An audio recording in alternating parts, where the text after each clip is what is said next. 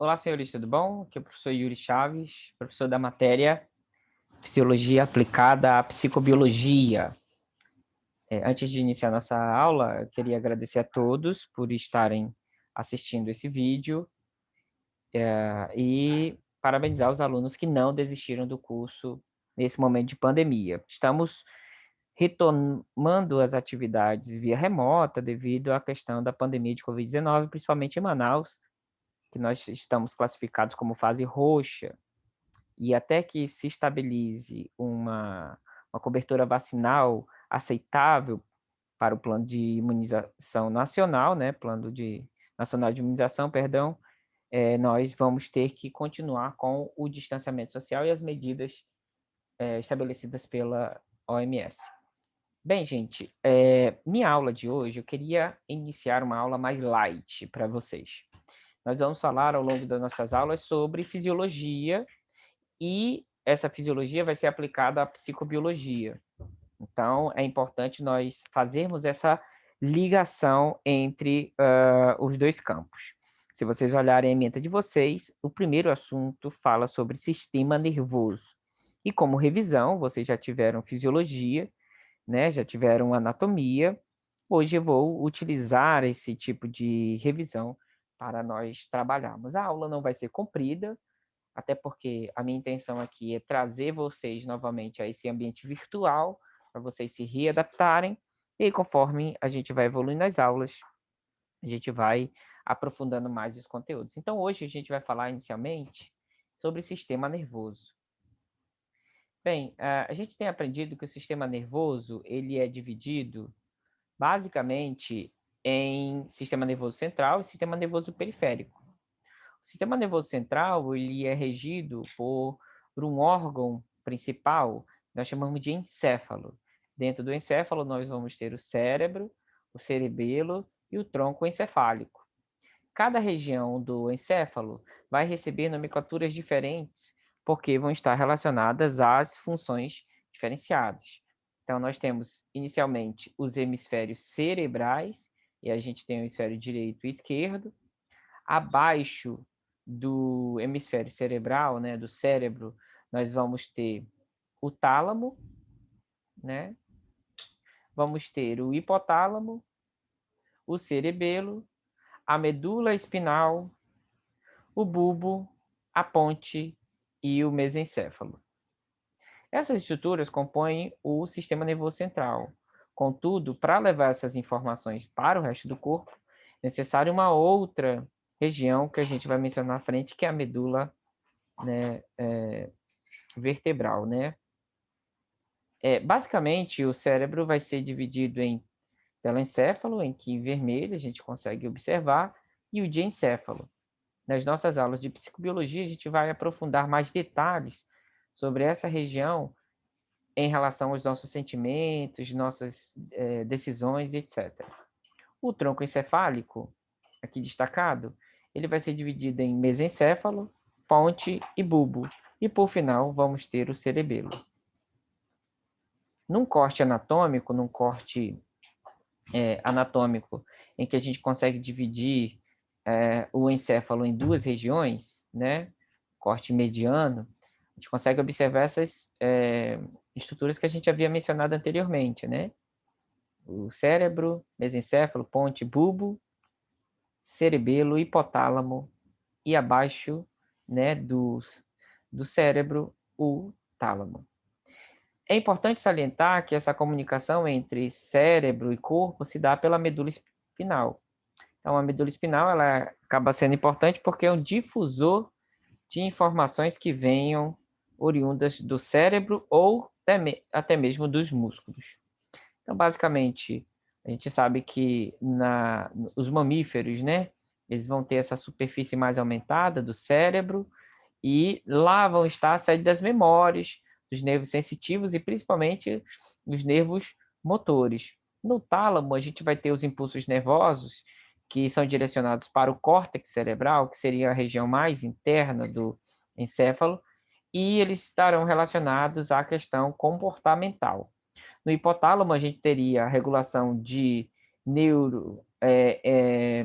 neurohormônios, né? Isso que nós chamamos de neuroendócrina, temperatura corporal, apetite, osmolaridade, sono, emoção, comportamento sexual. Então, o hipotálamo seria a região relacionada com esse tipo de atividade. O cerebelo ele está relacionado ao tônus muscular, movimentos rítmicos que a gente tem, a aprendizagem motora. Quando nós éramos crianças, nós aprendemos a andar um passo de cada vez. Então, o cerebelo seria a região que nos ajuda a ter essa coordenação motora relacionada à questão dos músculos. O mesencéfalo estaria relacionado com os reflexos visuais, seria o centro da visão. A gente vai falar nas aulas mais à frente a importância dos olhos, como eles são formados. A ponte ela ajuda no cruzamento de fibras nervosas que venham da medula espinal até o encéfalo, e o bulbo, vocês observam o bulbo, por ser uma região pequena, ele é responsável por funções vitais do corpo, como respiração, frequência cardíaca, pressão arterial e etc. Quando olhamos a evolução, né, de uma maneira bem rápida, a gente observa aqui que todas essas estruturas que uma vez foram mencionadas anteriormente vão ser encontradas em peixes, desde peixes até mamíferos. Cada uma com uma proporção mais elevada que a outra em virtude da necessidade. Por isso nós falamos de evolução. Então, a evolução, por Charles Darwin, né, que fala sobre seleção natural, ele menciona que os seres mais adaptados teriam vantagem sobre aqueles não adaptados, e esses conseguiriam alimento, se reproduzir e perpetuar a sua espécie.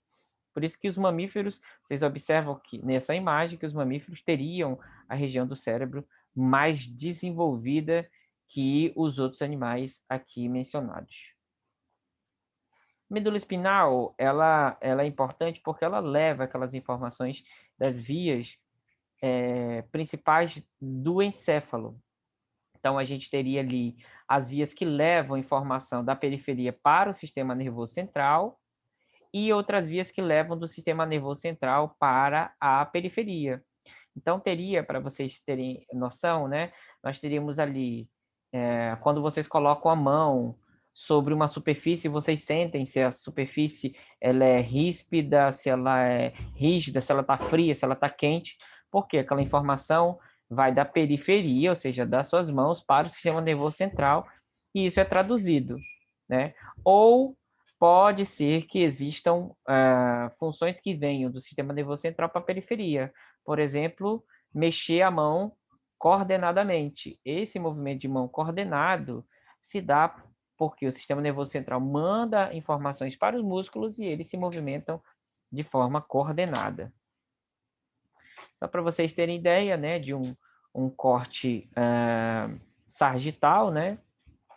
A gente teria aqui, na verdade, um corte coronal, né? A gente observa aqui regiões mais superficiais, que nós chamamos de córtex, região mais interna nós chamamos de região medular, que é um corte também transversal da medula espinal, em que a gente observa a entrada dos nervos, né? Como os nervos se comunicam na medula espinal. Então, a gente sabe que o corpo, para proteger as estruturas do sistema nervoso, criou essas estruturas calcificadas que nós chamamos de ossos.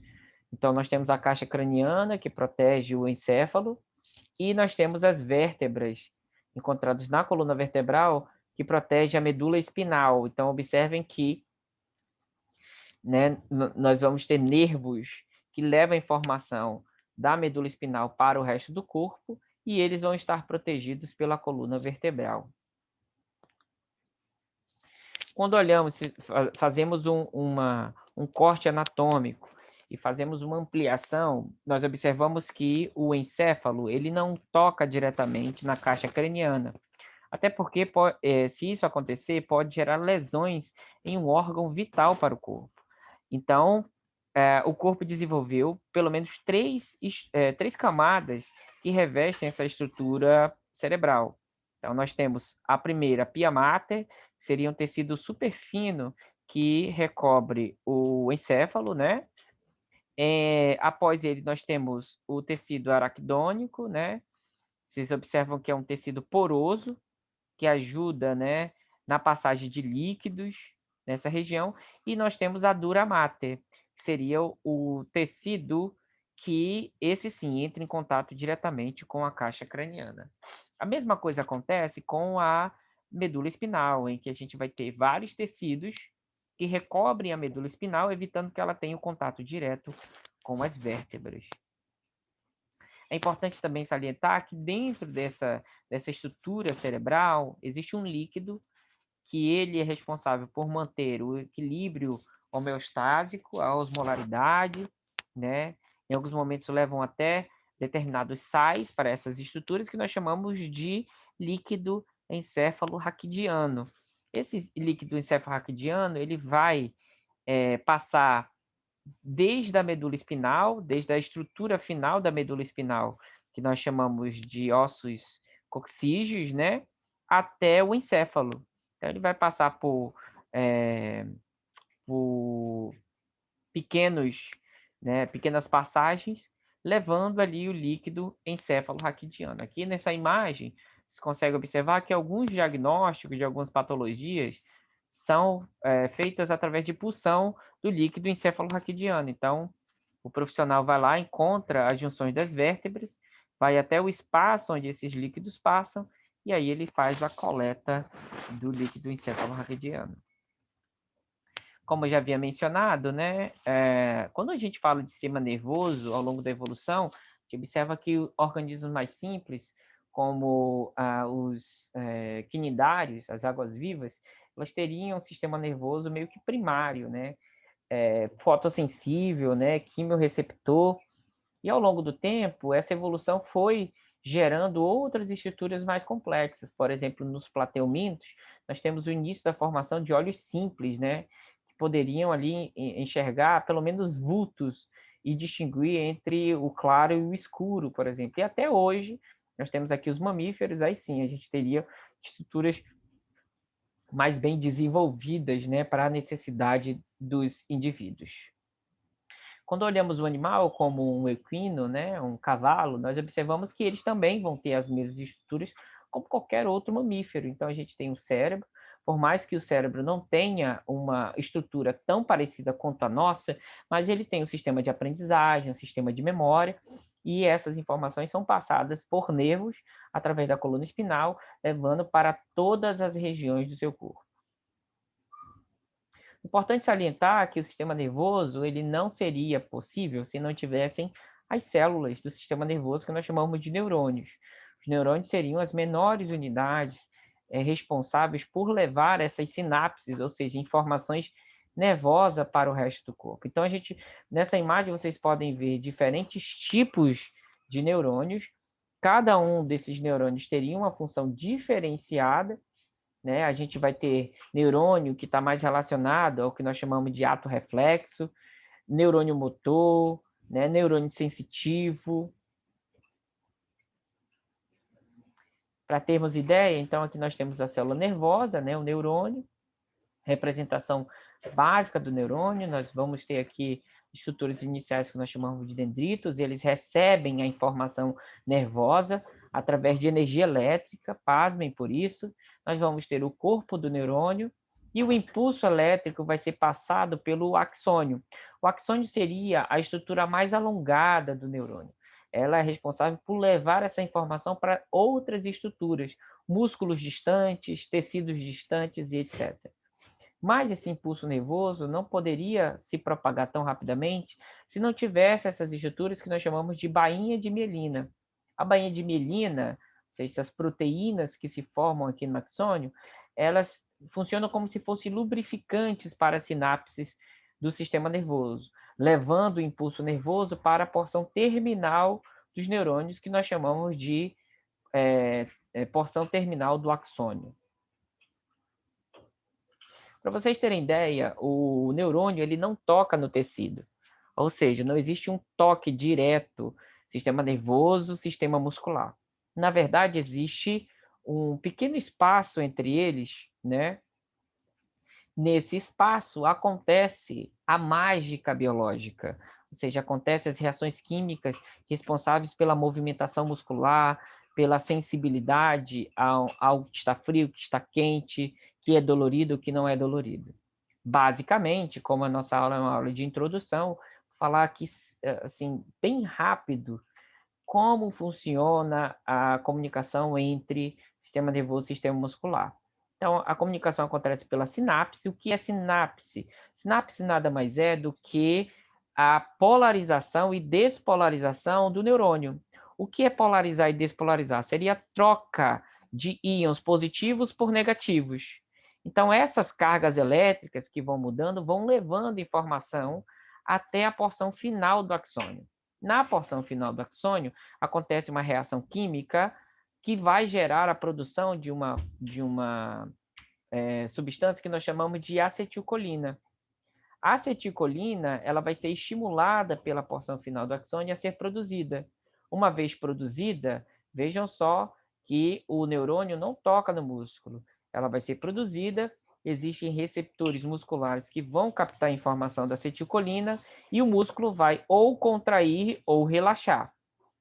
E ao final, a acetilcolina acontece uma reação enzimática de quebra da acetilcolina e a colina vai ser reutilizada para gerar novas acetilcolinas. Então, toda vez que você manda informação para a sua mão mexer, nada mais é do que a sinapse sendo propagada pelos neurônios e na porção final do axônio, a produção de acetilcolina fazendo com que sua mão se movimente. Vejam que esse tipo de ação é extremamente rápida, né? Você pensou em movimentar sua mão já está sendo movimentada. Mas o que seria um nervo? Um nervo nada mais é do que um conjunto de vários axônios. Então, esses nervos eles vão estar interligados entre si, levando informações da periferia para o sistema nervoso central ou vice-versa. Para vocês terem ideia, os nervos cranianos nos peixes e anfíbios, nós vamos ter apenas 10 pares de nervos, né, nervos cranianos. Já nos répteis, aves e mamíferos, nós vamos ter 12. E eles estão relacionados aos sentidos, né, órgãos, né, sentidos, vão estar relacionados com o músculo da cabeça e pescoço e principalmente das vísceras. Então, existem órgãos que se movimentam voluntariamente e órgãos que se movimentam involuntariamente. Essa comunicação entre voluntário e involuntário só é possível graças à propagação de informação nervosa através dos nervos. Então, aqui está um exemplo básico para vocês entenderem. Então, temos aqui o encéfalo, vários nervos saindo tanto do encéfalo quanto da medula espinal, levando informações para todas as regiões do meu corpo. Desde a retina, né, que consegue aí codificar a imagem, né, produzida, quanto a músculos do rosto, vísceras, coração e etc.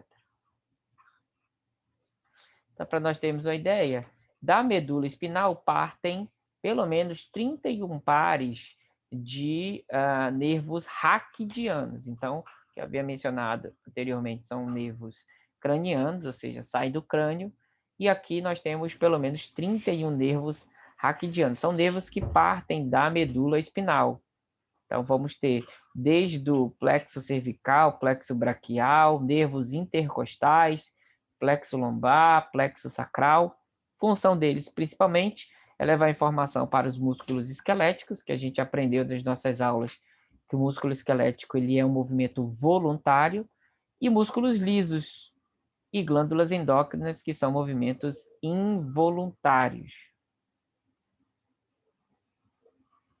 Para nós termos uma ideia, vocês verem a importância da medula espinal, que temos a representação da medula espinal, os nervos sendo interligados na medula espinal, e o que faz impulsionar essa informação para a medula espinal são os gânglios sensitivos.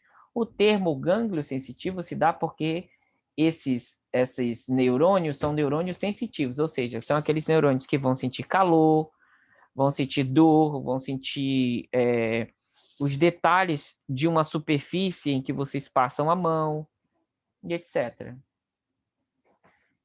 Um dos pontos relevantes quando a gente fala de sistema nervoso é um fenômeno que acontece, que é um fenômeno de proteção natural. Nós chamamos de atos reflexos. O que é o ato reflexo? O ato reflexo seria um movimento de fuga ou de escape a algo danoso ao seu corpo. Aquilo que o seu corpo interpreta como algo perigoso, ou seja, vai causar algum dano. Para nós entendermos o ato reflexo, vamos entender o seguinte contexto. Digamos que vocês se queimam, né? Estão ali preparando comida e acabam pegando na panela quente. Nesse momento que vocês pegam na panela quente, a temperatura é muito elevada, então ela causa um dano nos tecidos. Quem vai capturar essa informação é um nervo sensitivo. Esse nervo sensitivo vai levar ou propagar essa informação de dor e de calor ao longo dos seus filamentos do axônio e vai aumentar o impulso nervoso no gânglio sensitivo, levando essa informação diretamente para a medula espinal. Na medula espinal, como nós havíamos mencionado, os neurônios eles não se tocam. O neurônio não vai tocar nos tecidos. Então, essa informação de dor é passada por um neurônio associativo, e esse neurônio associativo passa essa informação para o neurônio motor. E esse neurônio motor vai levar a informação para o músculo mais próximo do lugar da lesão. E aí, quando vocês pegam numa panela quente, rapidamente vocês tiram a mão de vocês. Nós chamamos isso de atos reflexos. Essa dor ou esse movimento não passou pelo seu cérebro, demorou para chegar ali. Então, é um movimento de fuga que acontece entre nervos da medula espinal com músculos da região que está acontecendo a lesão. Contudo, essa informação só vai passar para o cérebro depois. Então, vejam como é importante nós termos esse mecanismo de fuga da lesão, ou de fuga a algo que possa nos dar algum prejuízo, né, relacionado à questão do sistema nervoso. Para refrisar, então, temos aqui, né, o cara colocando o dedo numa chama, nervo sensitivo captura essa informação, amplifica no gânglio sensitivo, manda informação para um nervo associativo, esse nervo associativo manda informação para o nervo motor, e aí o músculo de movimento mais próximo à região que está sofrendo a lesão, ele vai sofrer uma contração, vai sofrer um movimento. Veja que em nenhum momento eu falei de cérebro, de encéfalo aqui na jogada.